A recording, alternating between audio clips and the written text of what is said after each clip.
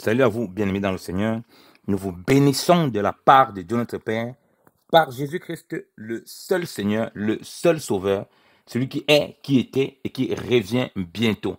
La grâce vous soit encore accordée de la part de Dieu notre Père, en Jésus-Christ, le Roi des Rois, le Tout-Puissant. Nous voulons encore partager la parole de Dieu avec vous et nous voulons encore nous édifier sur le fondement de la parole qui est Jésus-Christ, qui est lui-même la parole de Dieu, duquel tout le corps de Christ tire son accroissement. Et nous voulons nous édifier au bien-aimé dans le Seigneur sur un enseignement, exhortation, partage sur la prison ou bien sur les prisonniers, et principalement sur Paul et Silas et la prison et les prisonniers. Vous savez que Paul et Silas ont fait la prison. Mais avant cela, on va expliquer un peu ce que c'est que la prison, le prisonnier. On sait que Christ a été fait prisonnier. Le prisonnier, vous le savez, hein, la prison, c'est pour garder les prisonniers, c'est-à-dire les malfaiteurs, ceux qui font mal, ceux qui méritent la condamnation, ou bien ceux qui vont être jugés. Vous voyez bien dans le Seigneur, ou bien ceux qui ont commis un forfait, qui sont jugés, qui demeurent en prison. Et Christ est venu pour montrer que nous sommes dans une prison. Vous voyez que dans le sens large, les hommes étant condamnés par leur péché, vivant dans le péché, vivant dans les ténèbres, le monde représente la prison. Vous voyez? Parce que Christ est venu afin que quiconque croit ne périsse point. Parce que s'il dit que quiconque croit ne périsse point, ça veut dire que nous sommes des prisonniers qui attendent le jugement. Vous voyez? Qui attendent le jugement. Et c'est important de comprendre cela. Dans Jean chapitre 3, il explique bien. Dieu a tant aimé le monde qu'il a donné son Fils unique afin que quiconque croit en lui ait la vie éternelle. Et celui qui ne croit pas au Fils, vous voyez bien aimé le Seigneur, la condamnation est sur lui. Voilà la conséquence qui est sur lui. Ça veut dire qu'on est dans une sorte de prison. Le monde est dans une sorte de prison. Il ne faut pas que le mot vous effraie, parce que l'homme a péché. Tous ont péché, ils sont privés de la gloire de Dieu. Lorsque l'homme est en prison, qu'est-ce qui se passe? Il est privé de ses droits. Il est privé de faire des choses comme il veut. Donc maintenant, on lui dicte comment il doit fonctionner. C'est pareil, lorsque l'homme est privé de la gloire de Dieu, parce que l'homme a péché, eh bien, il est privé des voies du Seigneur. Voilà pourquoi c'est qui commence à dicter ses voies. C'est le péché qui a pris possession de lui. Hein? Un peu comme quelqu'un va en prison, on commence à lui dicter ce qu'il va faire. Et donc, c'est les gardiens, c'est la prison qui lui dicte ce qu'il va faire. Donc, c'est le péché qui dicte à l'homme qui est dans la prison de ce monde, enchaîné par tous les vices de la chair, enchaîné par toutes sortes de démons, qui lui indique ce qu'il doit faire. Voilà pourquoi, par ses propres moyens, il ne peut pas s'en sortir. C'est pourquoi l'Écriture dit que l'homme est esclave de ce qui a triomphé de lui. Dans Romains chapitre 6, donc tout homme est esclave de ce qui a triomphé de lui. Vous voyez bien aimé dans le Seigneur. Donc le monde va représenter cette prison dans laquelle les hommes se trouvent. Donc nous sommes dans le monde, mais nous ne sommes pas du monde. C'est-à-dire qu'on est des prisonniers libres. Alléluia. Donc on est en prison dans le monde, mais on est des prisonniers libres. Vous voyez? Pourquoi? Parce qu'on est devenu esclave de Christ. Ça veut dire esclave de la vérité en Christ, esclave de la justice de Dieu, qui est par la croix, c'est-à-dire qui nous a menés et qui nous conduit à la mort, à la crucifixion, à l'ensevelissement et à la résurrection. Alléluia. Voilà pourquoi on devient des prisonniers libres. Maintenant, il faut comprendre très bien le rôle que nous sommes en tant que prisonniers. Comme j'ai déjà expliqué ce que c'est que la prison. J'espère que ça a été bien compris. Je répète encore.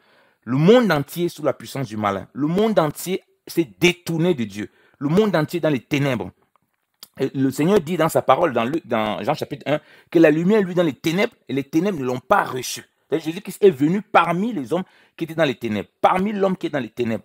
Il dit, c'est pourquoi il dit qu'il est venu dans le monde. Il dit dans Jean chapitre 8, verset 12, que je suis la lumière du monde. Quiconque me suit ne demeure pas dans les ténèbres, mais il a la lumière de la vie. Vous voyez donc, pour que la lumière de la vie se manifeste, il faut que on reçoive celui qui est la lumière. Or, s'il dit que la lumière du monde, et que le monde est dans l'obscurité, donc le monde est dans la prison, le monde est enchaîné, le monde n'est pas libre.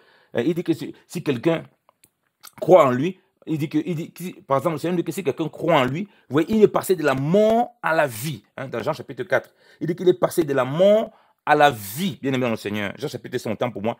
De la mort, il passe de la mort à la vie. Pourquoi? Parce que Christ, lui, il donne la vie. Et il dit qu'il ne vient plus en jugement. Ouais, il n'est plus jugé. Donc, il est un prisonnier totalement libre.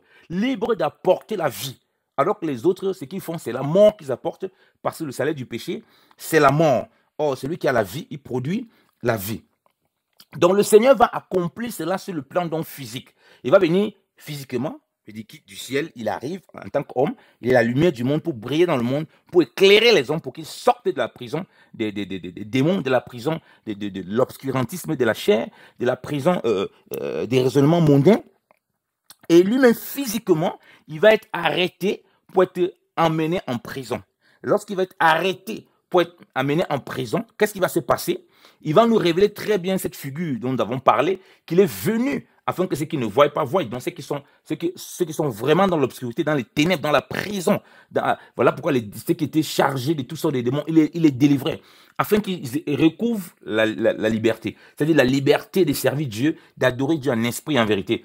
Il devient esclave de Dieu. Vous voyez, c'était des prisonniers spéciaux. C'est des prisonniers du Seigneur. C'est-à-dire qu'ils sont attachés au Seigneur. Il est conduit où il veut. Vous voyez, parce que c'est ça, comme j'ai dit, le prisonnier, il dépend de son maître. Donc, lorsque les gens n'ont pas compris vraiment ce que ça veut dire la prison, tout ça, ils ne comprennent pas, alors ils ne saisissent pas bien les choses du Seigneur. Donc, sur le plan physique, on voyait que le prisonnier, c'était pour enfermer quelqu'un qui avait fait quelque chose et qui n'était pas bien, et tout, et tout, et tout. Mais on comprend que sur le plan spirituel, nous devenons des esclaves du Seigneur, nous devenons son prisonnier, il nous conduit où il veut. Mais sauf que lui, c'est la bonne prison. C'est la prison qui nous rend vraiment libres. Libres d'apporter la vie et libres de manifester la vie. Et dans ce sens, donc, sur le plan humain, on va vivre ces formes de prison. Vous voyez? Parce que Christ, comme j'ai dit, il a été amené en prison parce qu'il a été mis au rang des malfaiteurs, au rang des bandits, au rang des meurtriers, alors que lui, il est celui qui est la lumière. Et il faut qu'il arrive à ce stade. En arrivant à ce stade, il peut maintenant, bien aimé dans le Seigneur, sortir les prisonniers. Alors, on lit l'Écriture dans Jean chapitre 18, au verset 39. Il est écrit, « Or, vous avez coutume qui est que je vous relâche. » Ça, c'est César qui parle, c'est Pilate qui parle au peuple juif. « Or, vous avez une coutume qui est que je vous relâche un prisonnier à la fête de Pâques. Voulez-vous donc que je vous relâche le roi des Juifs? » Et tous s'écriaient encore, disant, non, pas celui-ci, mais Barabbas. Or, Barabbas était un brigand. Alléluia. Vous voyez que nous, en tant que prisonniers, nous accomplissons cette figure de Christ où on rentre en prison, dans ces prisons du monde, comme je dis de façon générale, on rentre en prison dans des situations difficiles, et il y a déjà dans le monde, pour nous, les prisonniers en Christ, pour que Barabbas soit libéré, pour que ceux qui ne connaissent pas, pour que les brigands, tels que nous aussi, nous étions des brigands, au fait, on rentre en prison pour libérer d'autres prisonniers. Alléluia. Pour qu'ils soient des véritables prisonniers de l'esprit maintenant. Ils ne soient plus des prisonniers de la chair, parce qu'il y a deux types de prisonniers. Donc Barabbas, il était un prisonnier de la chair, il était un prisonnier des démons, et il a besoin d'être libéré, bien évidemment, le Seigneur. Et pour ça, il fallait qu'on amène un prisonnier de la vie, un prisonnier qui peut donner la vie dans la prison. Vous voyez, bien évidemment, le Seigneur. Voilà pourquoi les Juifs, en disant que non, ne relâche pas ça, ils accomplissaient ce que Dieu voulait. Parce qu'ils ne relâchent pas ce type. Ils accomplissent ce que Dieu voulait. Parce que c'est le prisonnier de l'esprit qui peut apporter la vie dans ceux qui sont dans les ténèbres. Parce que lui a la vie. Vous voyez, et il est justifié complètement par le Père. Donc, nous devons accomplir ces choses-là. Donc, dans notre marche en tant qu'enfant de Dieu, ne soyez pas surpris que tu sois arrêté, bien dans le Seigneur, que tu sois oppressé, même par les gens du monde, injustement, bien dans le Seigneur. Même parfois, tu peux même faire des erreurs, ça peut m'arriver. Mais tu es un prisonnier du Seigneur. Et étant prisonnier du Seigneur, il va te traîner où il veut que tu ailles. Il va te traîner où il veut que tu ailles pour que là-bas, bien dans le Seigneur, il y ait des Barabbas qui sortent, bien dans le Seigneur. Alléluia. Parce que tu as la vie. Mais quand les gens ne comprennent pas ça, ils commencent plutôt à s'apitoyer sur leur sort. Oh Seigneur, regarde, je suis arrêté injustement. Oh Seigneur, regarde, je suis traité injustement. Oh Seigneur, regarde comment cela me comporte. À cause de ton nom, je prêche l'évangile. Regarde comment on me traite. Bien-aimé dans le Seigneur. Si Christ n'était pas allé en prison, Barabbas ne serait pas sorti. Ça veut dire quoi? Si Christ n'avait pas porté la croix pour aller où il passait, ou pour passer comme il devait passer, toi et moi, on ne serait pas là en train de parler du Seigneur. C'est pourquoi tu vas vivre ces prisons dans ta famille, où tu vas voir, on t'accuse injustement, on te met dans des pressions terribles, on te traite comme un prisonnier. Mais il ne faut pas oublier que tu es le prisonnier du Seigneur. Tu n'es pas le prisonnier de ces hommes-là. Ils te traitent en prisonnier, mais tu es le véritable prisonnier du Seigneur. Et par là, par ton obéissance, par ta consécration au Seigneur, tu vas permettre que même parmi ceux qui t'ont arrêté, qui sont eux-mêmes en prison, tu libères ceux-là qui sont des Barabbas, qui ont besoin de connaître le Seigneur. Parce que n'oublie pas, Jésus qui dit qu'il est la lumière du monde. Quiconque le suit ne demeure pas dans les ténèbres, mais la lumière de la vie. Mais il s'agit de toi. C'est pourquoi il dit maintenant que vous êtes la lumière du monde. Le but du Seigneur, c'est que la lumière du soleil se répande sur nous qui sommes la lune pour manifester, bien aimé dans le Seigneur, la pleine lumière de ce soleil comme lui l'a manifesté. Voilà pourquoi il dit que comme le Père m'a envoyé, moi aussi je vous envoie. Or, le problème, c'est que beaucoup de chrétiens, on est encore plus soucieux même, on est encore plus en prison que ceux qui sont dans le monde. Comment ils vont être délivrés? Quand ils voient comment le chrétien dans cette prison du monde, il est angoissé. Il a des situations, la crise sanitaire, il est angoissé. Donc lui-même, il est dans la même prison, il est angoissé il est angoissé au même titre que Barabbas. Comment est-ce qu'on va pouvoir le maintenir là-bas?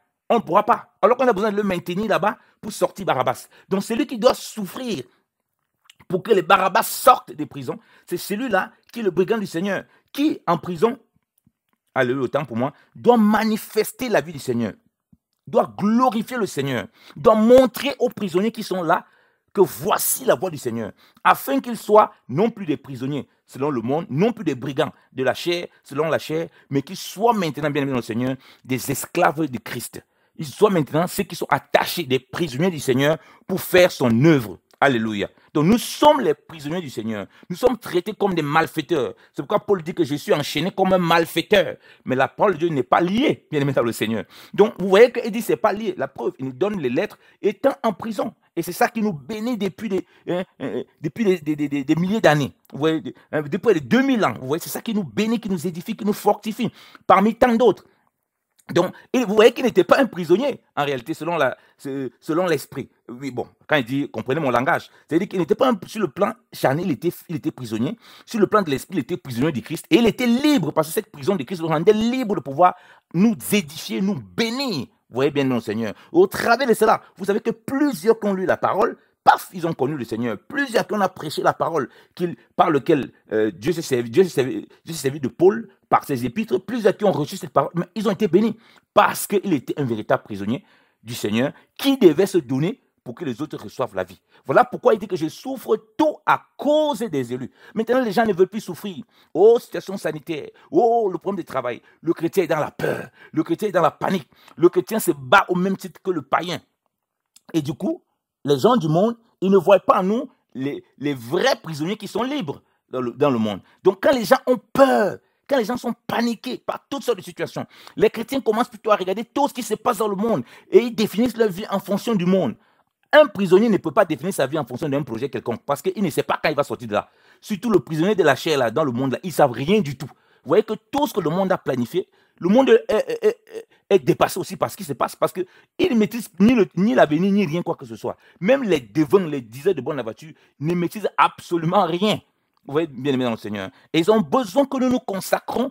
Hein, ils ont besoin de voir la consécration de nous, prisonniers du Seigneur, pas prisonniers du monde, pas prisonniers du système. Parce que nous sommes dans le système, mais nous ne sommes pas du système. Nous sommes dans le monde, mais nous ne sommes pas du monde. Voilà pourquoi si on nous traîne ça et là, en prison, que ce soit prison physiquement, que ce soit prison en quelque lieu que ce soit, bien aimé dans le Seigneur, on ressort de là, ou bien avant de nous mettre dehors, il y a beaucoup de Barabbas qui sortent. J'écoutais une fois, il y a des années de cela, le témoignage d'une femme qui avait été maltraitée pour le nom du Seigneur Jésus-Christ, tellement été maltraitée, et on l'a mis en prison avec des brigands, on l'a mis dans un endroit avec des meurtriers pour la lyncher à cause du nom de Jésus-Christ de Nazareth. Juste simplement parce qu'elle témoignait de Christ. Et là, en prison, tellement sa présence a commencé encore à bouleverser beaucoup de choses. Et beaucoup ont commencé à connaître le Seigneur. Ben, ils étaient tellement choqués qu'ils ont demandé, ils voulaient encore ressortir cette femme-là. Que non, tu n'as rien à faire ici. Parce que, vous voyez, le monde, c'est comme ça. Les gens sont touchés. Les gens sont convertis. C'est ce qu'on demande aux brigands, non? On veut que les gens qui soient dans le monde, on dit que non, la prison, vraiment, il faut que ça les éduque. Mais lorsqu'ils-mêmes, ils changent de vie, on dit non, celle qui est rentrée ici, il faut qu'elle sorte. On comprend donc que c'est un combat spirituel. Que Satan veut que les gens soient maintenus dans des choses démoniaques, soient maintenus dans le péché, soient maintenus dans la prison de la chair. Et il ne veut pas aussi que les chrétiens souffrent comme des prisonniers. Qu'ils comprennent que les difficultés qu'ils traversent, le fait qu'ils peuvent se retrouver dans des situations difficiles, compliquées, dans le monde, où le monde les accuse de tout et de rien, où le monde les met au pilori, où le monde les casse, les met dans des situations où on les casse. Vous, c'est des fous, c'est des gens vraiment, ils parlent de quelque chose qui n'est pas normal. Où le monde veut que tu te taises, que tu ne sois plus zélé pour Christ. On dit non, si tu fais ça vraiment, on va t'arrêter, on va te mettre en prison, tu vas perdre ceci, tu vas perdre cela. Or, quand tu vois les avantages que le monde te donne, tu vois le travail, tu vois toutes ces choses, alors du coup, tu te calmes, tu dis, ah, moi, je ne vais pas aller en prison, je vais rester là, je vais un peu bénéficier de beaucoup d'avantages. Or, ça, c'est l'erreur. Bien aimé dans le Seigneur. Et l'église, donc, qu'on voit dans les Écritures, qui était puissante et manifestait la grâce de Dieu comme ça, c'est parce que c'est une église qui n'avait pas l'autorisation, comme je l'ai dit toujours, de parler du Seigneur. Donc, du coup, c'était des vrais prisonniers au sens du terme. Parce qu'ils savaient qu'on n'a rien à perdre ici. Si on ne parle pas, on va nous lyncher. Si on parle, on va nous lyncher. Donc, on a simplement qu'à témoigner de Christ, quelles que soient les circonstances, quelles que soient les conditions. Alléluia. Et voilà pourquoi maintenant, on rentre, bien aimé dans le Seigneur, dans la figure du mystère de Christ de l'Église, avec Paul et Silas. Vous voyez, Paul et Silas qui ont délivré la femme qui faisait la divination d'un esprit de python, alors qu'ils allaient au lieu de prière. Qu'est-ce qui s'est passé? Les maîtres de la femme ont vu que voilà, Paul avait délivré celle qui leur donnait un gain. Ils ont secoué les gens, ils ont fait en sorte qu'il y ait une meute pour qu'il y ait du trouble, pour qu'on arrête Paul et Silas et qu'on les fasse fouetter, bien aimés dans le Seigneur. Oui, qu'on les fasse fouetter et qu'on les jette en prison. Lisons-le. Nous sommes dans Actes chapitre 16.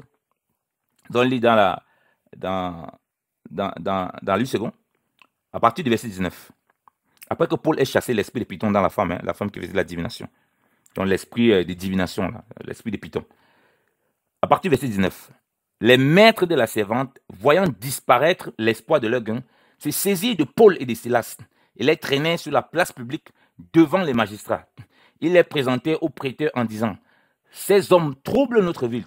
Ce sont des Juifs qui annoncent des coutumes qui ne nous est permis ni de recevoir ni de suivre, à nous qui sommes Romains. » La foule se souleva aussi contre eux et les prêteurs ayant fait arracher leurs vêtements ordonnaient qu'on les bâtît des verges, qu'on les fouette.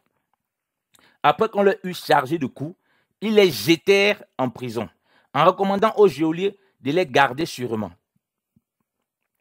Le geôlier ayant reçu cet ordre, les jeta dans la prison intérieure et les mit les ceps. Ouais, on a vraiment mis les ceps, donc on les a enchaînés, les ceps aux pieds. Vers le milieu de la nuit, Paul et Silas priaient et chantaient les louanges de Dieu et les prisonniers les entendaient. On a dit Paul et Silas, on dit pas Paul et Silas en tant que prisonniers. Vous voyez comme on dit qu'un prisonnier est prisonnier. Et les prisonniers les entendaient. Tout à coup, il se fit un grand tremblement de terre, en sorte que le fondement de la prison fut ébranlé. Au même instant, toutes les portes s'ouvrirent et les liens de tous les prisonniers furent rompus. Et retenez bien ça. Et les liens de tous les prisonniers furent rompus. Le geôlier se réveilla et lorsqu'il vit les portes de la prison ouvertes, il tira son épée et allait se tuer, pensant que les prisonniers s'étaient enfuis. Mais Paul cria d'une voix forte, « Ne te fais point de mal, nous sommes tous ici. » Alors le geôlier, ayant demandé de la lumière, entra précipitamment et se jeta tout tremblant aux pieds de Paul et Silas. Il les fit sortir et dit, « Seigneur, que faut-il que je fasse pour être sauvé ?» Paul et Silas répondirent, « Crois au Seigneur Jésus et tu seras sauvé, toi et ta famille. » Amen. Parole du Seigneur. Amen. Paul et Silas ont été mis en prison après avoir été fouettés, bien aimés dans le Seigneur. Dans cette figure de Christ et de l'Église, rappelons-nous, on a lu dans Jean là-bas, on a lu dans Jean chapitre 18, comment le Seigneur était en prison. On voulait le lâcher, puis là, on voulait le lâcher. On a dit non, il faut nous remettre Barabbas. Ok? Voilà Paul et Silas qui sont en prison. Mais il y a d'autres prisonniers. Le problème, c'est que nous voyons ça. Nous croyons que nous sommes toujours seulement en tant que Paul et Silas. Beaucoup de chrétiens dans cette figure de Christ et l'Église sont comme ces autres prisonniers qui regardent, qui sont habitués à rester en prison sans rien faire. Bien aimé dans le Seigneur. Comme j'ai dit, dans la consécration en prison, c'est pour que les chaînes tombent, bien aimé dans le Seigneur. Beaucoup de chrétiens sont comme ces autres prisonniers, qui sont là, qui entendent seulement, qui ont les regards fixés sur Paul et Silas, qui ne réagissent pas, qui ne produisent pas les fruits de l'esprit, qui n'intercèdent pas, qui ne crient pas à Dieu. Donc, ils vivent leur vie de façon fade. Les chaînes de ce monde sont là, ils sont à l'aise. Et les chaînes là, c'est ce qui empêche de ce que la gloire de Dieu soit manifestée. Ou bien c'est mis là pour que Dieu se glorifie dans leur vie. Mais ils gardent ces chaînes en disant, ah, de toute façon, on est là ici, on est habitué. C'est comme ça, le monde fonctionne comme ça. Donc, il faut qu'on reste comme ça dans le monde. Ça, c'est les conditions que le monde nous a imposées. Et personne n'intercède de prix pour que Dieu brise les chaînes. Dieu n'a pas simplement brisé les chaînes, bien aimés dans le Seigneur, de Paul et Silas par leur intercession, mais il a brisé les chaînes de tous les prisonniers. Pour montrer comment ces prisonniers doivent être libres, pour nous montrer la figure des prisonniers qui doivent être libres au premier niveau. Ceux qui sont dans le monde, qui sont prisonniers, donc par la crainte de Dieu, le fait que nous aussi, on nous enchaîne, on va nous enchaîner avec les choses de ce monde, nous sommes dans l'intercession, dans la prière, chantant et louant Dieu, bien aimé le Seigneur. Ils n'ont pas prêché là-bas. Ils chantaient et louaient Dieu. Ils veillaient, bien aimé dans le Seigneur. Aujourd'hui, on ne veille plus pour chanter et louer Dieu. Pour prier, bien aimé dans le Seigneur. Donc, ils priaient, ils chantaient et les louanges à Dieu. C'est par les louanges et les prières, bien aimé dans le Seigneur, que les chaînes sont tombées. Ils n'ont imposé les mains à personne, bien aimé dans le Seigneur. On voit cette figure de Christ et de l'Église. Mais sauf que dans l'Église, là, comme je dis, beaucoup de prisonniers, là, ils sont déjà des prisonniers, ils sont là longtemps. Ils attendent que les autres viennent les délivrer. Ils attendent que Paul et Silas chantent. Donc, Dieu va envoyer un certain frère, un certain bien-aimé, pour qu'il soit en prison comme lui qui chante et prie, pour que lui soit délivré. Ils ne font rien du tout. Je pense que ça, c'est un autre angle, comme je dis. Parce qu'il y a l'angle des prisonniers dans le monde qui ont besoin d'être délivrés. Il y a maintenant ceux-là qui représentent ceux du Seigneur. Parce qu'il y a beaucoup de chrétiens. Paul, avant qu'il ne soit converti, il avait l'autorisation de prendre des chrétiens, les amener, faire enchaîner, hommes, femmes, pour les faire enchaîner, pour les jeter en prison. Donc là, en ces prisons, tu pouvais même voir physiquement d'autres chrétiens. Mais sauf que ce qui distingue Paul et ses prisonniers, c'est qu'ils prient, ils chantent. Pendant que les autres entendent, pendant que les autres ils regardent. Il n'y a pas cette union. Il n'y a pas cette union dans la prière. Ils sont là, ils regardent, ils sont spectateurs. Aujourd'hui, dans l'œuvre de Dieu, il y en a qui disent que non, c'est la grâce que Dieu t'a donnée, frère. Nous sommes dans le monde, nous voyons comme les situations sont difficiles. Ils voient des chaînes terribles que le monde essaie de nous mettre, dans lesquelles nous sommes. Alors que Dieu veut sauver. Dieu veut sauver des geôliers, des gens qui sont dans le monde, qui ont une certaine autorité et qui ne connaissent pas le Seigneur. Mais qu'est-ce que faire? Nous, on est les prisonniers qui sont là pour entendre seulement comment les gens chantent et louent. On s'en fout. On attend que nos chaînes soient déliées. On attend tout simplement que nos chaînes soient déliées. Mais sauf que qu'est-ce qui se passe? C'est que vous voyez, lorsqu'on n'est pas dans le chant et la louange, ces prisonniers restent toujours en prison. Donc les chaînes-là ne vont rien changer. Lorsqu'on va revenir, la preuve, lorsqu'on va revenir, qui est-ce qu'on va mettre dehors? Et a manifesté la crainte et la grâce de Dieu. Et a manifesté la puissance de Dieu. C'est Paul et Silas qu'on va mettre dehors. On va dire non, partez, quittez de notre vie. Quittez ici. Après qu'ils ont fait tout pour sauver le geôlier, ils vont dire que non, ils ne partaient pas d'ici. Que comment on les a arrêtés injustement. Vous voyez? Or, les autres prisonniers sont toujours restés. Donc, même si les chaînes se cassent, on va toujours les enchaîner parce que ces prisonniers qui sont là toujours pour entendre et qui n'ont pas décidé de s'investir eux-mêmes, ce sont des prisonniers passifs. Et du coup, ils sont habitués à la prison. Ils sont à l'aise à la prison de ce monde.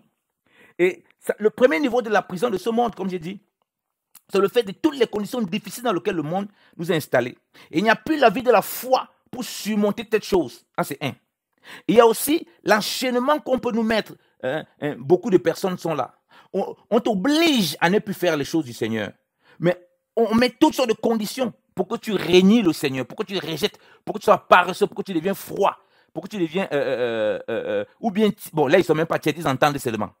Bon, on peut dire qu'ils sont un peu... On peut dire qu'ils sont un peu tièdes, ils l'entendent quand même, ils ne font pas comme ça, ils ne disent rien. Donc, tu vas devenir en cette condition. Tu n'es pas différent de ces prisonniers bien-aimés. Parce qu'eux ne sont pas sortis.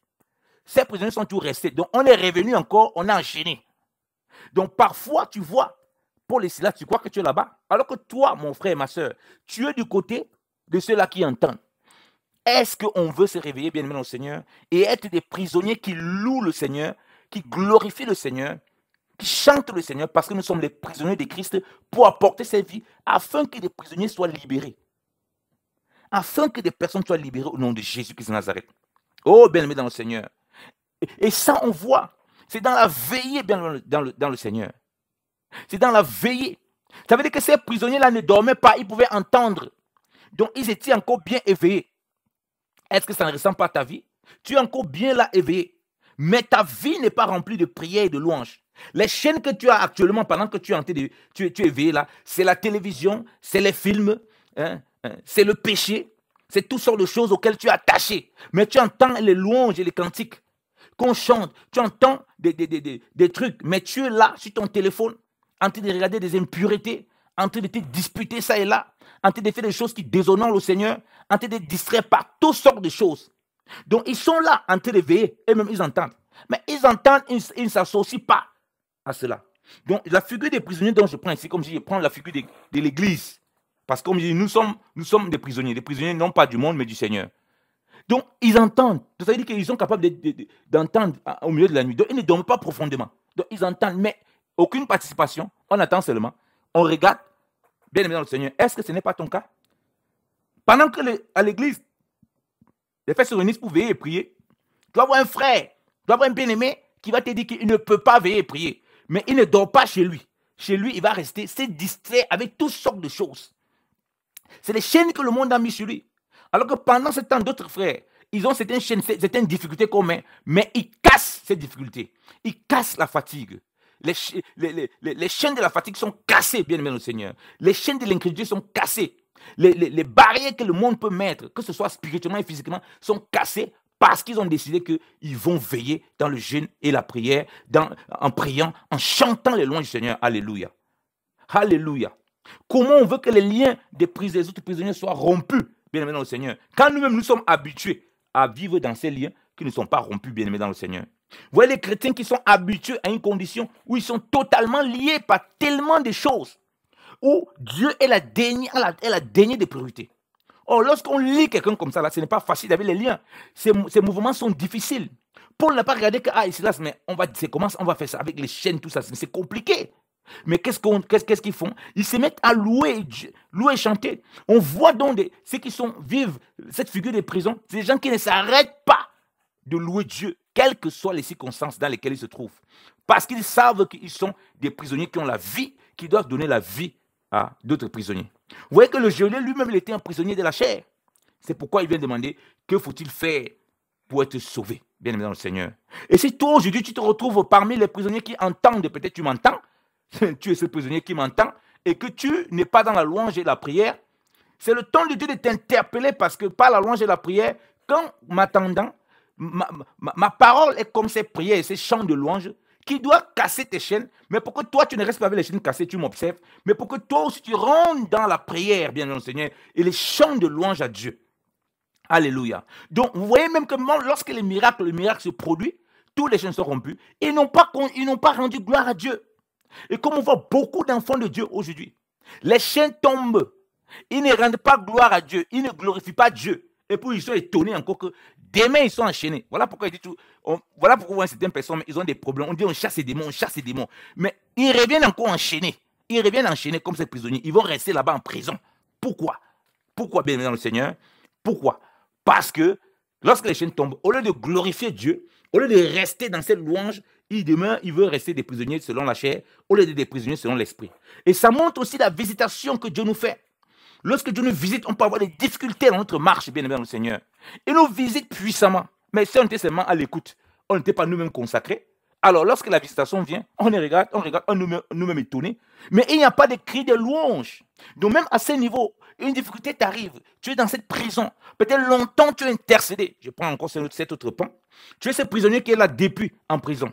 Tu vois d'autres frères qui se soutiennent dans cette prison, comme Paul et Silas, qui viennent aussi enchaîner, qui te soutiennent, des serviteurs de Dieu, comme Paul et Silas, qui ensemble, dans ce monde, dans ces difficultés, dans ces persécutions, dans cette affliction, ils viennent avec toi, vous intercédez dans la louange et la prière.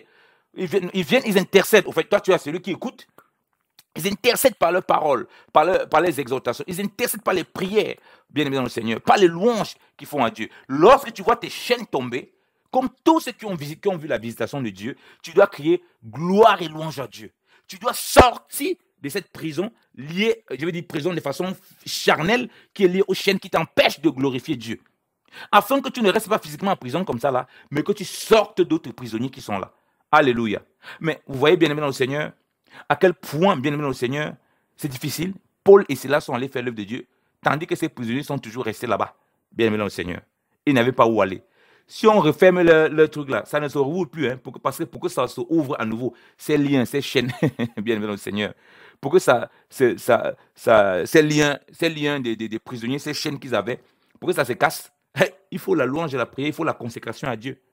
C'est pourquoi vous voyez les gens, on chasse les démons, ça ne change pas. Le Seigneur dit que l'esprit sort, ben, s'il voit la maison est propre, elle est vide, elle est bien nettoyée, mais il prend cet esprit plus méchant avec lui. Donc, la condition devient pire. Donc, bien aimé dans le Seigneur, nous sommes dans le monde, mais nous ne sommes pas du monde. Nous sommes des prisonniers de Christ. Et lorsqu'on va être emprisonné, on est d'une façon ou d'une autre emprisonné dans le monde avec toutes sortes de choses, n'oublions pas que nous sommes des prisonniers de Christ pour apporter la vie aux geôliers. Pour apporter pas seulement la vie aux geôliers, parce que le geôlier était un prisonnier, selon la chair, mais apporter la vie aux prisonniers qui sont comme Barabbas, bien aimé dans le Seigneur. Et si un moment, nous sommes retrouvés comme des prisonniers qui entendent seulement, qui veillent même, mais qui ne participent pas dans la prière, dans les louanges à Dieu, c'est là aussi pour nous réveiller. Dieu va susciter des frères et sœurs qui veillent, qui prient. On ne doit pas seulement les entendre, ça doit susciter chez nous aussi ces réveils de retrouver une vie active de prière et de louange à Dieu, afin qu'ensemble, bien aimé dans le Seigneur, les chaînes tombent et puis qu'on puisse célébrer le Seigneur et sortir d'autres prisonniers qui ne connaissent pas le Seigneur, afin qu'ils soient des prisonniers selon Dieu pour délivrer ceux qui ne connaissent pas le Seigneur davantage. Alléluia. Et si on est des prisonniers qui entendaient simplement, on entend et que les louanges et les chants se passent, et lorsqu'on voit la visitation de Dieu, c'est à notre tour, bien aimé dans le Seigneur, de rendre gloire à Dieu et de rentrer dans la louange pour ne plus retourner à l'enchaînement, de rentrer dans la consécration pour ne plus retourner à l'enchaînement. Voilà pourquoi quelqu'un, si les démons sont chassés, si les choses se passent, si Dieu même t'accorde une certaine délivrance sur les œuvres de la chair, si tu ne vas pas dans la consécration, dans la prière, les chants de louange, tu glorifies Dieu par ta vie, alors, mon ami, on va continuer à t'enchaîner et à t'enfermer dans cette prison. Alléluia. Parce que Paul dit, aucun prisonnier ne s'était enfui. Et ils n'ont pas fui, ils sont toujours là. Donc ne cherche pas à te tuer. Il a dit au geôlier, ne cherche pas à te tuer. La prison est ouverte, mais aucun prisonnier ne peut sortir. Parce que pour sortir là, il faut être celui qui loue, qui glorifie Dieu, que tu vis vraiment la marche avec le Seigneur. Donc que tu sois vraiment ce prisonnier du Seigneur, en esprit et en vérité. Du coup, la prison physique, il n'y a pas de souci pour toi. La porte était ouverte, mais elle était ouverte que pour Paul et pour Silas, parce qu'ils adoraient Dieu en esprit et en vérité. Alléluia. Au verset 32, il dit, il lui annonçait la parole du Seigneur ainsi qu'à tous ceux qui étaient dans sa maison. Il est pris avec lui à cette même heure de la nuit. Il lava leurs plaies et aussitôt il fut baptisé et tous les siens. Les ayant conduits dans son logement, il leur servit à manger. Et il s'est réjoui avec toute sa famille de ce qu'il avait cru en Dieu.